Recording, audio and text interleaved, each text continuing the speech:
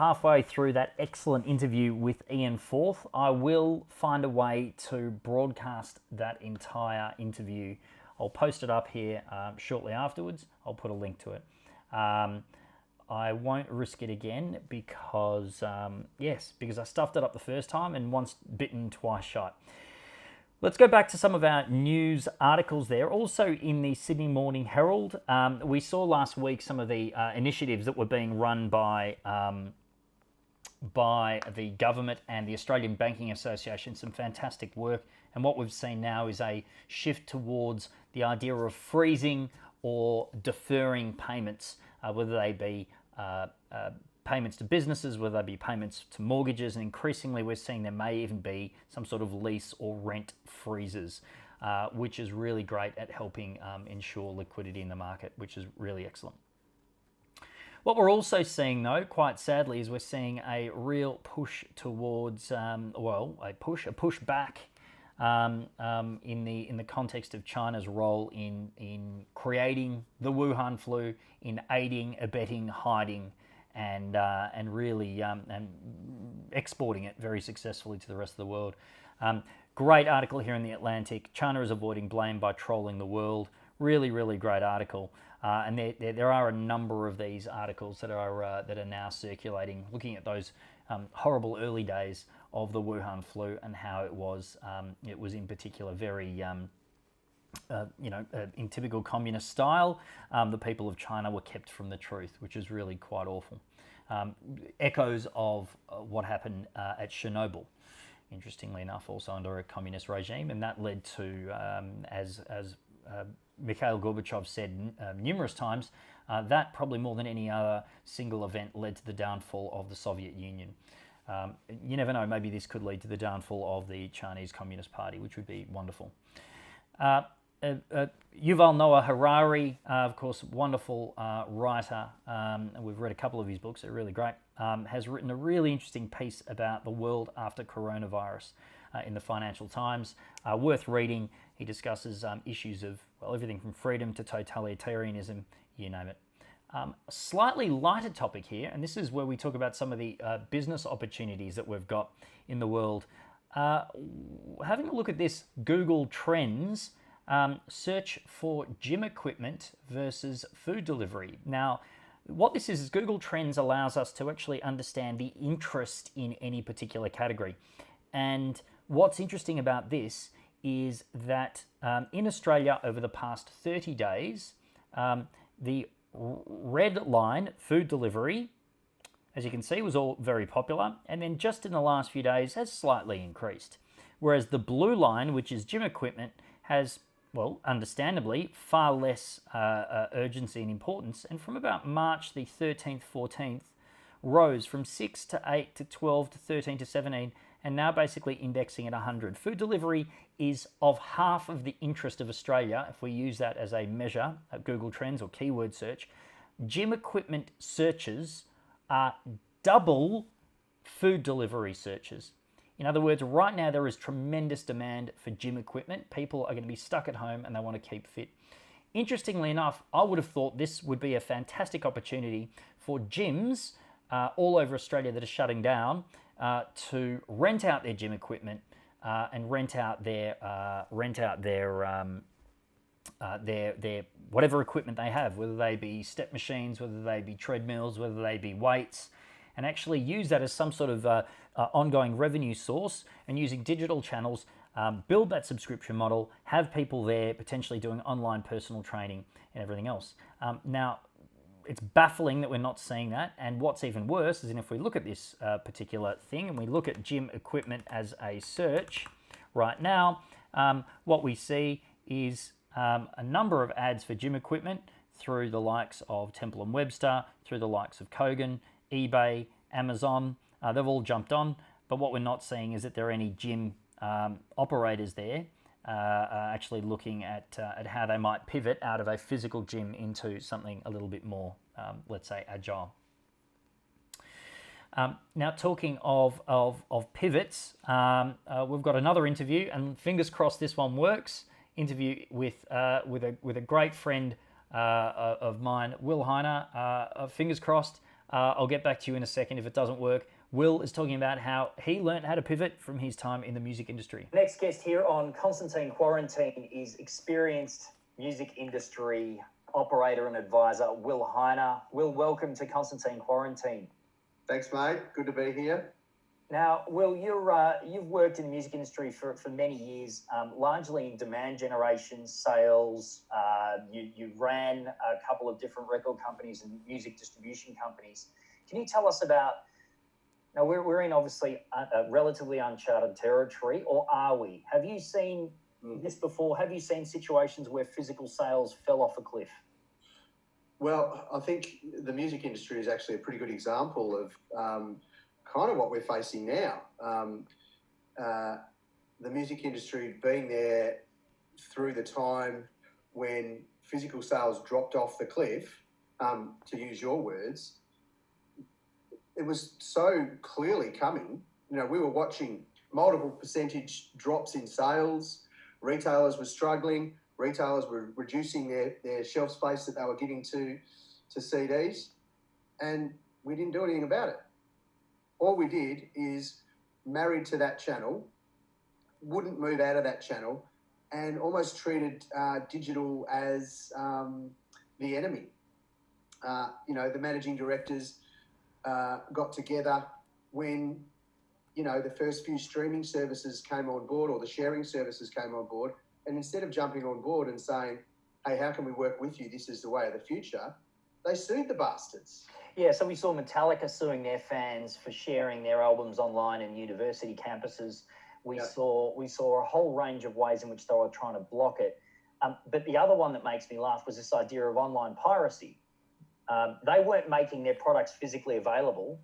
As one of our former colleagues, Chris Murphy, once said, we've actually got this situation where you have to make someone get into their car, drive to a shopping centre, find a park, walk through, find a shop, go in there, find the stock, and then, of course, there's only 3 copies and they've all been sold. Then you'd have to put it on back order, or they could just go home, stay in their living room and download it off a site. He said this isn't a piracy problem, this is a physical availability problem. Well, and he said that in 2000. I remember it clearly. He said it in 2001. And the crazy thing about it, and it's actually really interesting because you look at the way that the industry progressed, particularly in Australia, right? So in Australia, we were a copyright protected market. So if the product wasn't released in Australia, you couldn't even import it on CD. It was fucking illegal, right? And we fought parallel importing like you wouldn't believe. We were so addicted to our own physical distribution channels that we just couldn't see the future, and we weren't listening to our customers. And so are you seeing that in other industries? You're now advising across a range of industries. Have you taken those lessons? Because I know I've more or less forged my career as a digital strategist on what we learned in the music industry. What lessons have you seen, and what are some of the examples of what other businesses should and could be doing now, given the lessons you've learned in the music industry? Well, I think, Conno, that the first, and I hate to use a term that's so widely used and abused and misunderstood in business, let alone in the digital world, but actually having a strategy, like having a clear digital strategy, and having that strategy be agile enough to adapt to the changes that your customers are demanding. You've got to do what your customers are demanding. So that's one thing, is having a clear and agile strategy, I think, is critical. The second thing is actually knowing your customers. And the great thing about the digital world is you have a better opportunity for doing that than ever before. And it just keeps getting better. And the third thing is, for mine, I'll call it pace over perfection. So don't let trying to get a good idea perfect stop you from having a go at something, right? Yeah, ship something. It's that old mantra of move fast and break things. That's right. Yeah, fail fast almost. And that's such a, in the startup community, that's such a commonly used term. But why don't we use it so much in business? I'll give you an example of one of the customers that I'm doing quite a lot of work with. They do live events, touring.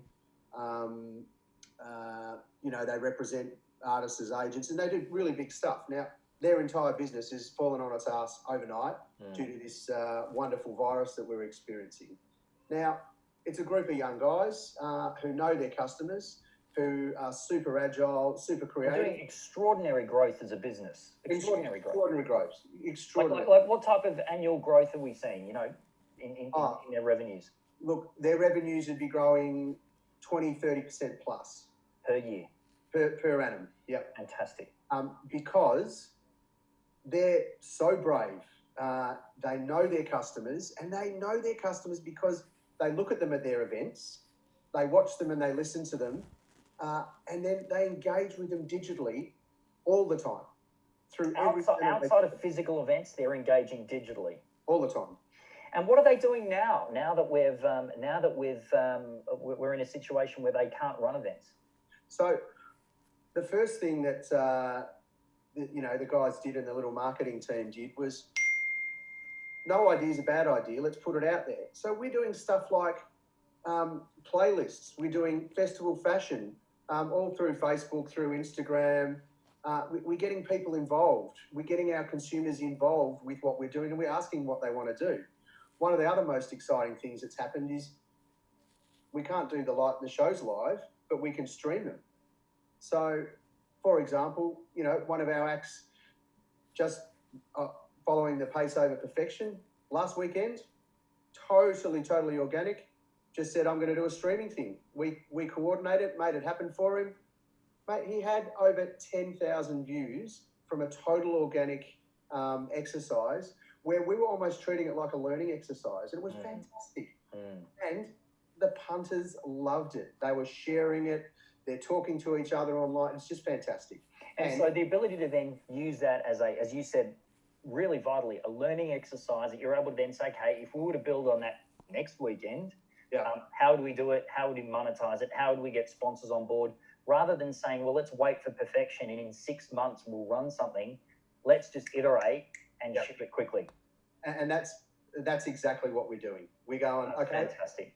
We've got an event, and our next live stream event is locked in for the 4th of April. Then after that... All right, we'll have to send a link, and we're allowed to say it's the Untitled Group, aren't we? We are allowed to say the Untitled Group. And it's the 4 on the 4th. Dom Dollar's going to be leading the way on the 4th. It's going to be a fantastic live stream. Mate, if there are any sponsors out there watching this, they can contact you, Will. Yeah, they can. Love to hear from you. All right. Well, what we might do, Will, is we'll maybe hopefully this show lasts as long as the virus, which is about a week. But sadly, I think we're going to be here for a bit longer.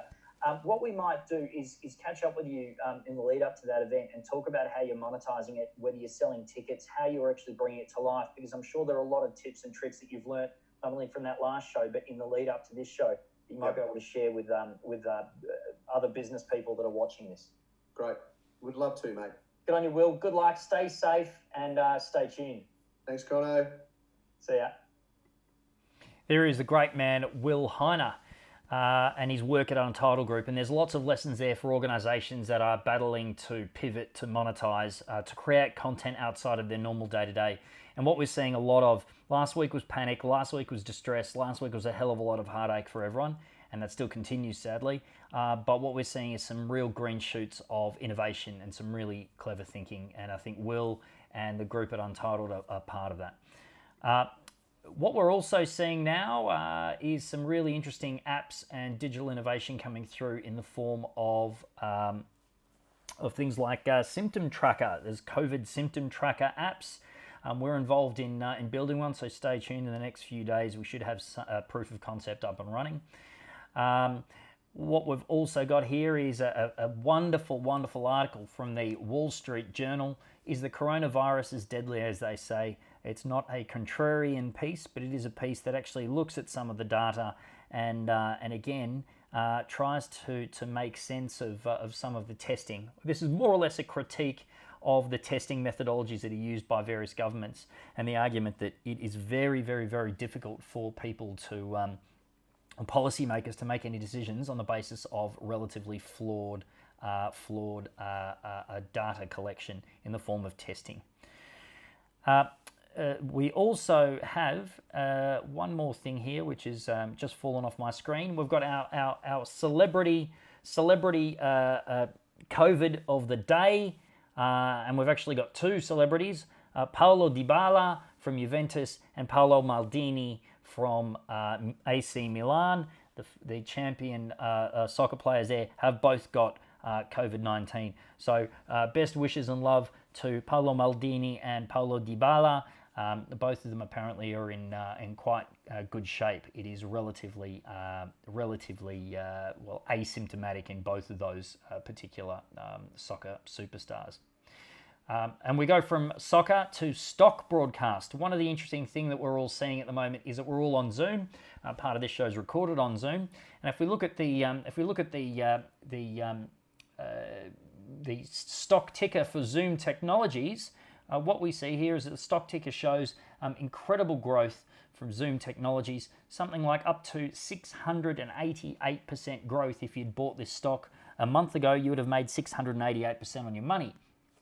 That's particularly interesting, given that that Zoom is actually not the company that makes the technology. So if you bought Zoom, you'd still be up 109%. The problem is that the software Zoom is actually got the code ZM, and Zoom ZM has gone up in the last month only 25%. So interestingly, Zoom Technologies, which has got nothing to do with the video conferencing software, has gone up 89%, while the actual company that is making the software has gone up 26%. So if you're investing, steer clear of Zoom Technologies, and maybe you want to invest in ZM. And remember that this advice is generic in nature and should not be taken without the advice of a certified and accredited financial planner. Let's go towards the end now. What we've got is some really cool resources here, some really cool things that we've found just to pet people up before we finish. TED Ed have basically made free a whole range of resources if you are teaching or learning from home. So thank you to the people at TED. That's really, really wonderful. What we also have is a story here that 190 universities have just launched 600 free online courses, and here's the full list. I'm not going to go through them all, but there are some really, really, really wonderful things that we could all learn if we're stuck at home. One brilliant way of passing the time is by feeding our brains. And hopefully, Penso, this wonderful organization, visionary digital consultancy, has also put out some, what we believe are some really great tips about working from home. Ladies and gentlemen, thank you very much for listening and watching. Sorry that we've had two streams today and two broadcasts. One of the first interview with Ian Forth was cut short abruptly. What I may do is actually put that back up as a separate link, because it's a fascinating conversation I had with Forthy earlier. I hope you enjoyed it. If there's anything you'd like to send through, please do. Thanks again for watching. And the only kind of thought I have is stay safe, stay hygienic, stay solvent, stay sane, stay at home, stay informed, and stay tuned. Cheers. See you later, everyone.